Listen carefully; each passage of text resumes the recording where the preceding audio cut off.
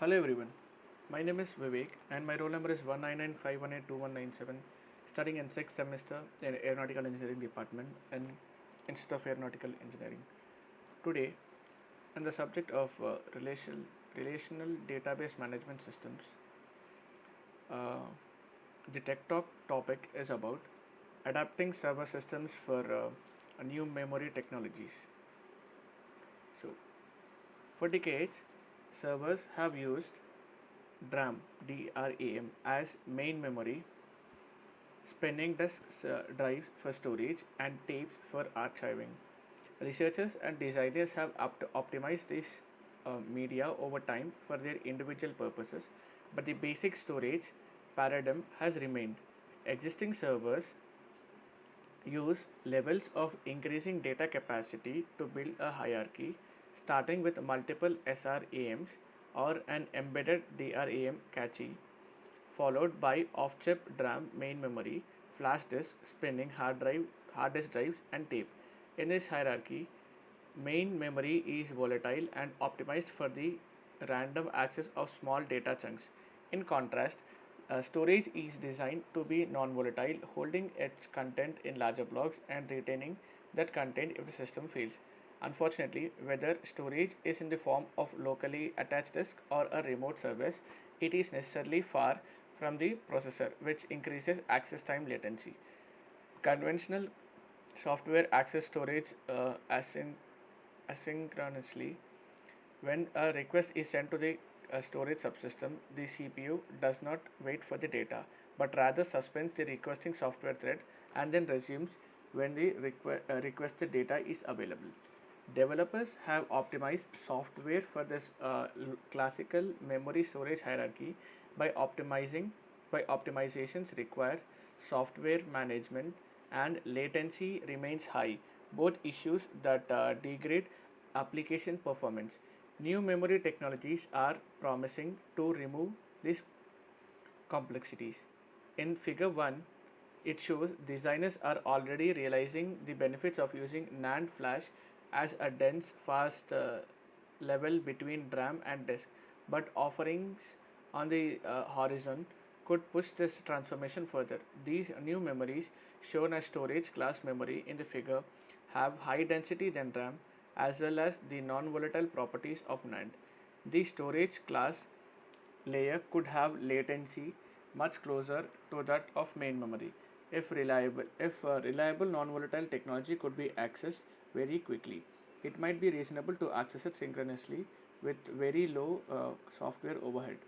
So this figure shows us the past, today, and future technology of the memory storage.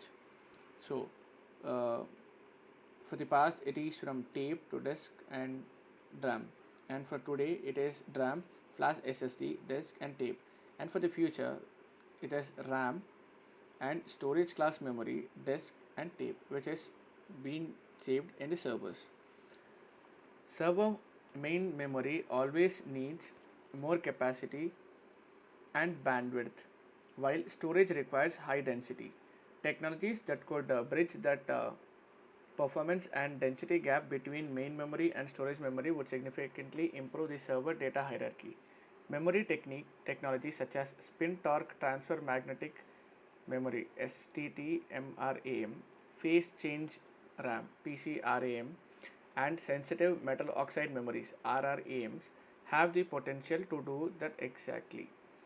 The server community is excited about these non-volatile memory candidates for a storage class memory, which should enter the market within the next few years. Relative to NAND flash, they could offer high write endurance and low access latency properties that could transform server systems. To explore these possibilities, we looked at the challenges server systems now face and how these memories could mitigate and in some cases eliminate them. We also investigated memory and hardware changes that will allow server system designers to think. So this is the server picture and how it works. So there are certain challenges in the server system. So server demand particularly high memory capacity and bandwidth, whereas storage focuses on capacity and data integrity. Disk-based storage is much slower than memory. NAND flash elevates some of its access latency gap but introduces other concerns such as poor write endurance and inconsistent performance. The first one comes with memory. Server memory subsystems differs from other system classes mostly in capacity and memory bandwidth, and multi-core, multi-threading, virtualization, and big data trends have widened these divides. For example, a 2 gigabyte DDR3 PC module has only 8 2-bit RAMs, while a 32 gigabyte DDR3 server module has 144 2 gigabyte RAMs. This example underlies the considerable investment in server modules. However, as memory capacity increases, the memory subsystem consumes a greater percentage to the server's total power. This power subsequence is significant in larger servers and receive and server farms, which receive and the service growing internet, cloud, and big data applications. For data centers, power consumption is a healthy percentage of ownership cost and must be managed. Storage. Entry level, the second one, storage. The entry level servers have locally attached storage, usually a single disk inside the server, but high end servers work on a large amount of data jointly, requiring the storage system to provide data to many processors at once.